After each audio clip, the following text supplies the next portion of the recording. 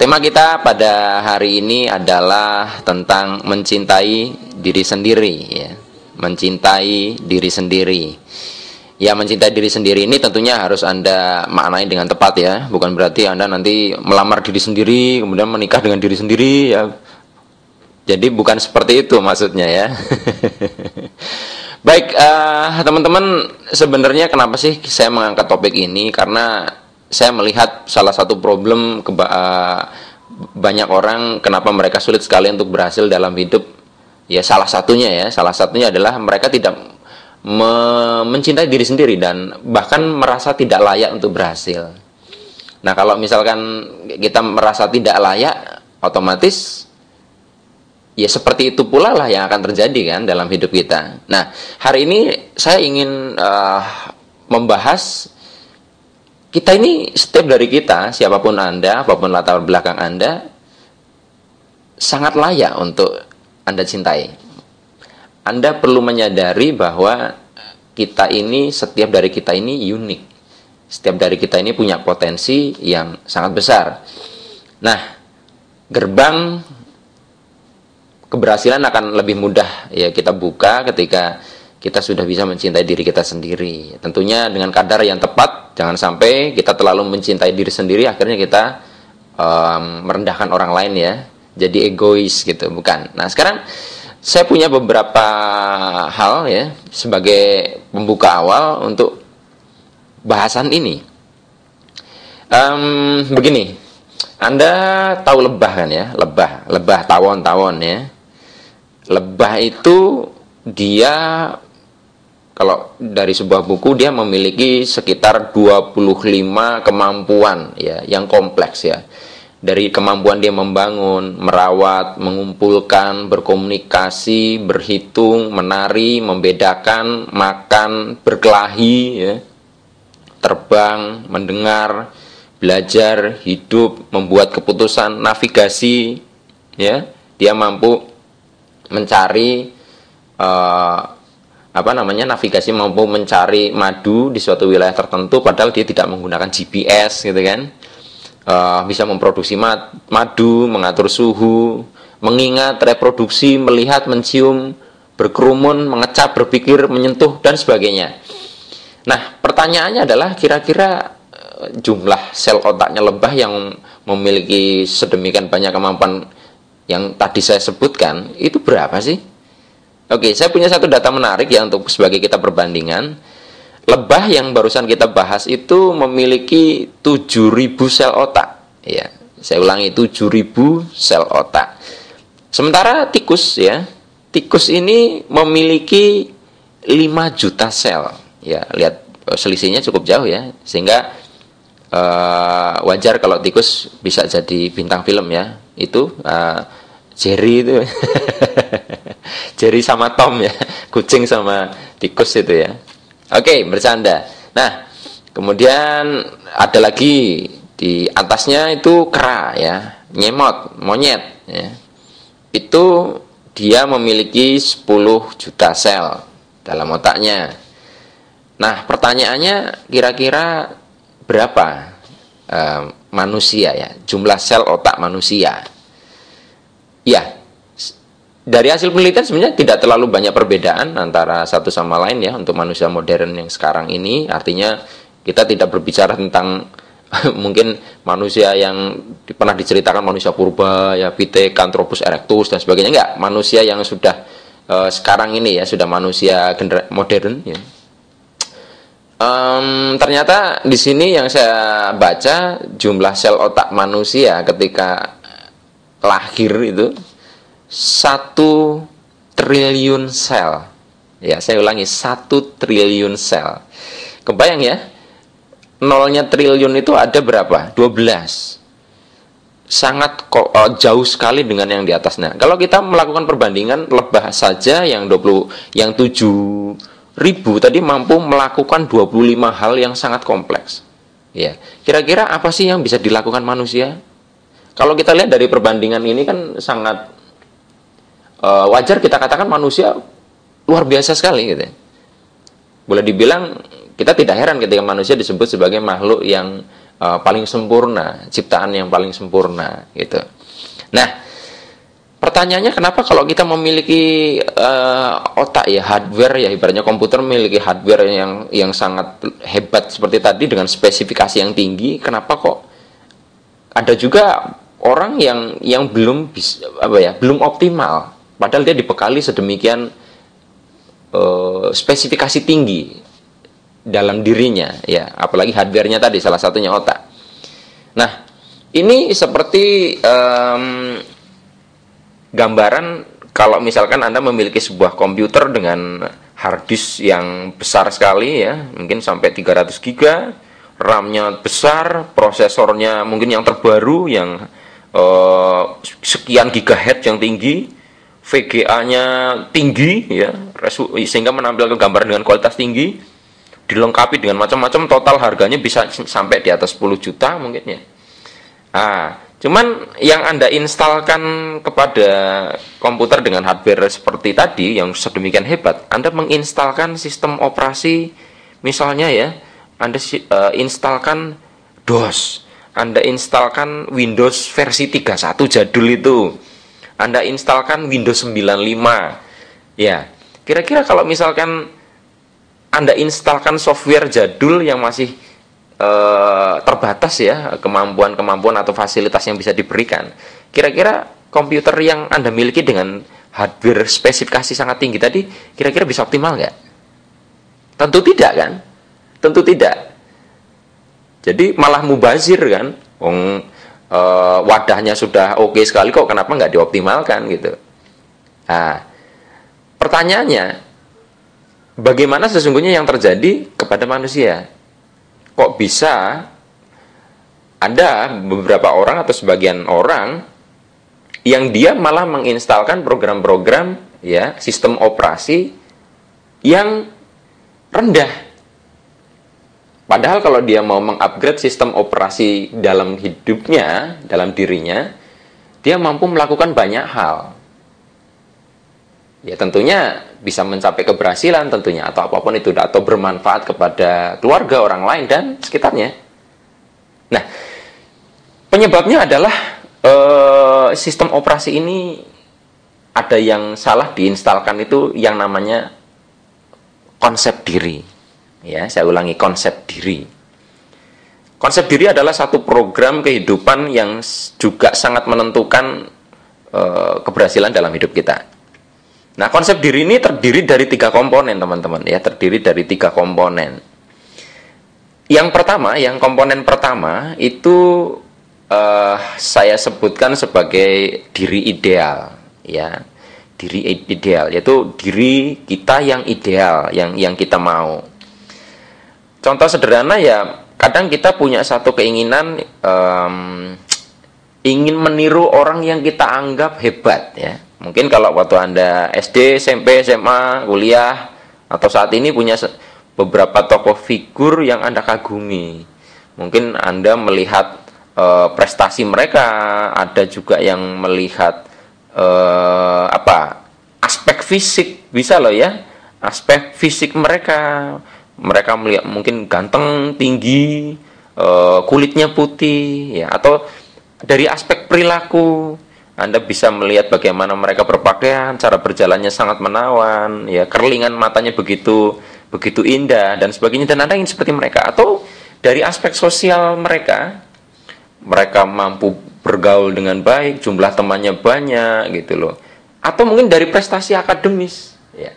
Jadi Anda kepingin seperti dia, artinya kan ingin supaya Anda pun mengalami apa yang mereka alami gitu loh. Itu diri ideal. Anda menginginkan berada dalam sebuah kriteria yang hebat, yang Anda anggap hebat, yang Anda anggap sempurna menurut Anda. Dan ini bisa bergeser seiring waktu ya. Nah, setiap orang pasti punya gitu loh. Setiap orang pasti punya ini. Kalau misalkan Anda dalam beragama gitu, mesti ada satu figur yang kita anggap sebagai contoh tauladan. Ya, kalau misalkan agama Islam, tauladannya Nabi Muhammad, ya, Nabi Muhammad itu perilakunya begini, itu diri ideal yang kita ingin contoh, yang kita menjadi acuan, panutan untuk kita tiru. Ya, kita tidak bicara bisa mampu mencapai itu atau tidak ya, tapi acuan kita seperti itu loh gambarannya. Atau mungkin bagi Anda yang beragama Buddha, figur apa? Atau mungkin Sang Buddha. Anda yang beragama Katolik, misalkan siapa? Terserah. Nah, ini diri ideal kita, gitu ya. Nah, ini belum menjadi masalah buat kita. Kita lihat sebenarnya mulai ada problem instalasi ini menjadi mengganggu diri kita itu di mana? Nah, kita lanjutkan. Tadi konsep diri komponennya kan ada 3. Tadi saya bahas baru 1 komponen. Nah, sekarang kita masuk ke komponen yang kedua ya. Kita masuk ke komponen yang kedua. Komponen yang kedua adalah citra diri. Ya. Citra diri itu self image, bagaimana kita memandang diri kita sendiri. Nah, citra diri ini berbicara tentang apa yang Anda anggap benar tentang diri Anda saat ini, senyatanya. Kalau tadi kan kita bicara tentang idealita, senyatanya yang Anda lihat, ya menurut Anda. Nah, misalnya Anda merasa, wah saya bodoh, wah saya tidak pandai bergaul, wah saya itu nggak bakat berbicara di depan umum, wah saya itu nggak bakat berhasil, wah saya itu tidak ganteng, dan sebagainya, dan sebagainya. Itu adalah contoh di mana citra diri Anda negatif. Gitu. Dan sebaliknya kalau misalkan citra diri Anda positif, maka akan memandang diri Anda, ya tadi, saya mampu bergaul, saya pintar ya. Ini dalam artian kita juga pada kadarnya ya, bukan kita menjadi takabur atau menjadi sombong, tapi kita memandang diri kita ini baik, positif. Gitu. Nah, saya misalnya punya kemampuan untuk bisa mencapai seperti si A misalkan. Itu pokoknya kebalikannya dari citra diri yang negatif tadi. Kebalikannya dari citra diri yang negatif tadi. Kalau misalkan kita di sini justru banyak dominan memiliki cara pandang yang negatif, ya. Ini akan sangat mempengaruhi nanti pada komponen ketiga yang kita bicarakan di awal, di mana kita menjadi merasa tidak layak.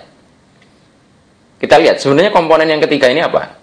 Komponen yang ketiga dari konsep diri adalah harga diri atau self-esteem ya, harga diri. Sejauh mana kita menghargai diri kita sendiri.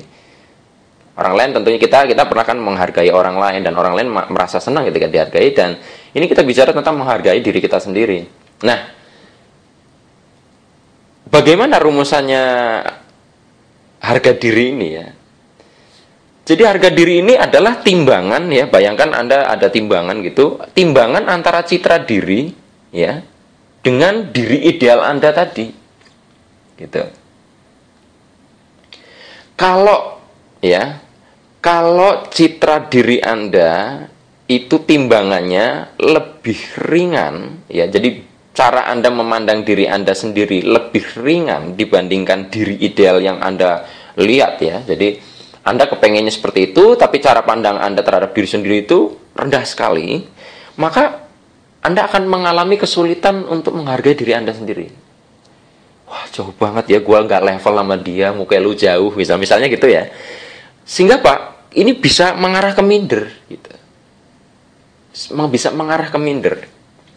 Nah, sebaliknya, kalau misalkan Anda citra dirinya sangat positif, dan diri ideal Anda itu timbangannya lebih ringan dibandingkan citra diri Anda, ini juga bahaya karena bisa mengarah ke kesombongan. Karena harga diri Anda menghargai diri Anda sangat tinggi, dan ini sangat berpotensi untuk takabur. Jadi hati-hati. Nanti kita selalu akan merasa lebih baik dari orang lain, dalam artian kita, yaitu tadi, akhirnya merendahkan orang. Ya. Kesombongan. Nah, yang baik saya kira adalah timbangan antara citra diri kita dengan diri ideal kita. Apa sosok yang ingin terjadi pada diri kita yang ideal dengan cara kita memandang diri kita sendiri itu timbangannya tidak terlalu jauh, tidak terlalu jomplang, minimal ya sama lah. Sehingga apa? Kita merasa layak untuk mencapai posisi di mana diri ideal kita tadi. Sosok yang kita kagumi, misalkan seseorang yang sangat berhasil ya, kita minimal itu merasa layak untuk berada di sana. Kalau tadi kan jomplang, kita menjadi minder, yang satu kita jadi sombong. Nah ini kita layak kok gitu. Nah persoalannya adalah bagaimana kasusnya kalau misalkan Anda mengalami citra diri Anda timbangannya lebih rendah kan dibandingkan diri ideal gitu. Misalkan cara pandang Anda sekarang tidak baik kepada diri sendiri, banyak lihat jeleknya saja gitu. Karena Anda tidak merasa layak untuk berhasil, Anda akan mengalami minder kan. Nah, bagaimana tipsnya untuk mengatasi supaya citra diri kita ini lebih baik ya? Dengan kita mengubah citra diri, otomatis kan timbangannya dia jadi agak berat dan mengimbangi kriteria ideal yang kita mau kan. Nah, ada 2 tips yang bisa teman-teman gunakan sejauh ini. Kalau menurut saya ini cukup sederhana dan mungkin tanpa sadar Anda sudah melakukannya gitu. Nah, tips yang pertama ya, tips yang pertama supaya kita bisa memandang diri kita lebih positif, bisa mengimbangi bobot dari kriteria ideal yang kita mau, kita bisa melakukan yang namanya perbandingan terbalik. Ya, perbandingan terbalik itu gimana ya? Perbandingan terbalik ini rumusnya sederhana. Kalau orang yang saya anggap levelnya di bawah saya bisa, maka saya seharusnya bisa. Contohnya gini ya. Tapi cara menggunakan ini juga harus hati-hati ya. Gini. Misalkan Anda pernah melihat orang-orang yang secara fisik kurang sempurna ya, mungkin tangannya nggak ada, maaf ya, kakinya nggak ada gitu, tapi mereka bisa mencapai satu prestasi bahkan mendunia, sementara Anda tidak, apa ya, yang sempurna secara fisik itu belum seperti mereka. Coba kalau Anda melihat fenomena seperti itu, perasaan apa yang muncul? Saya yakin kalau Anda melihat diri Anda sendiri akan lebih baik. Dia nggak punya ini, dia mungkin cacat tapi kok bisa berprestasi, sementara saya yang sempurna kenapa nggak bisa? Nah di situ terjadi perbandingan terbalik, artinya Anda membandingkan diri Anda dengan orang yang Anda anggap secara modal dasar itu lebih rendah, tapi kok dia bisa berprestasi. Nah di situ Anda nanti akan lebih bisa menerima diri Anda. Karena minder itu adalah terjadi sebaliknya dari yang saya bicarakan, yaitu kita selalu melihat orang lain lebih hebat dan itu terlalu, sehingga apa, kita nggak bisa menerima diri kita apa adanya. Nah, sesekali kita perlu melihat ke bawah, tetapi kita bisa akhirnya membuat diri kita itu bisa merasa layak untuk kita hargai, untuk kita terima apa adanya. Ini tips yang sangat sederhana. Oke, nah tips yang lain yang bisa Anda gunakan untuk supaya Anda bisa menghargai diri Anda sendiri adalah dengan mengingat-ingat atau mengkoleksi simbol-simbol keberhasilan Anda. Ya, contohnya, dan keberhasilan ini ukurannya sepele ya, jadi bukan untuk diperbandingkan satu sama lain, tapi ini benar-benar pribadi Anda sendiri ya, ini benar-benar sangat subjektif ya, sangat subjektif. Misalnya gini, Anda pernah dulu pernah juara lomba balap karung, kemudian Anda dapat pialanya ya, piala antar RT misalnya. Nah, setiap Anda melihat piala itu ada satu rasa senang, excited, ada rasa bangga pada kadarnya ya tentunya, sehingga Anda bisa memandang diri Anda itu, saya hebat, saya mampu gitu ya, atau Anda punya satu piagam penghargaan, Anda pernah ikut lomba ya, meskipun itu mungkin juaranya bukan juara 1, tapi bagi Anda itu sangat luar biasa gitu, di luar harapan Anda yang sebelumnya saya kayaknya nggak mungkin menang, tapi malah menang misalkan. Intinya adalah Anda coba punya satu simbol yang bisa memicu perasaan Anda ini hebat gitu loh. Anda ini sudah pernah berhasil dan bisa mengulangi keberhasilannya di bidang lain dan dengan lebih besar lagi levelnya. Itu intinya. Atau Anda juga bisa gunakan yang lain, nggak harus simbol-simbol kayak tadi. Anda pernah mengalami satu momen ya yang sederhana, di situ Anda diberikan pujian diberikan penghargaan di ruang kelas atau apa, terus kemudian di saat pemberian penghargaan itu ada satu musik tertentu dan kebetulan Anda punya musiknya. Setiap Anda memutar musik itu, Anda langsung muncul perasaan excited seperti saat itu dan Anda melihat diri Anda sangat positif. Nah, ini yang saya maksud kisah sukses. Dan juga ada simbol-simbol kesuksesan yang bisa Anda gunakan. Dulu waktu saya dulu terus terang waktu kuliah ngomong di depan orang itu kalau sudah lebih dari 5-6 orang itu tangannya gemeter gitu ya. Nah, singkat cerita pokoknya saya pernah akhirnya bisa tampil dengan sangat baik di depan 500 orang menjadi MC ya, menjadi MC di sebuah acara seminar. Dan saya mengenakan jaket jas Shanghai ya, jas Cina itu seperti pakaian kungfu warna hitam. Sehingga apa? Setiap saya melihat itu, setiap saya menggunakan jas itu, rasanya pede, ya sangat percaya dengan diri saya sendiri bahwa saya mampu melakukan itu. Dan saya 4 tahun, 5 tahun menggunakan, bukan 4 tahun, 2007, 2008, 2009, 3 tahun lah saya menggunakan jas itu ya, atau saya membuat jas yang mirip-mirip itu sangat luar biasa, ngefek sekali. Tapi lama-lama kenapa saya lepas, saya akhirnya ganti, saya sudah tidak lagi bergantung kepada simbol itu, saya sudah melekat rasa percaya diri saya tidak lagi melekat kepada jasnya. Nah, ini tips-tips sederhana lah untuk kita memulai bisa menerima diri sendiri. Nah, oh iya, tadi mungkin ada sebuah pertanyaan. Tadi kalau misalkan Anda memandang diri Anda terlalu tinggi ya, yang tadi loh timbangannya yang 3 tadi, sehingga Anda malah takabur kesombongan, juga sebenarnya obatnya tadi ya, perbandingan.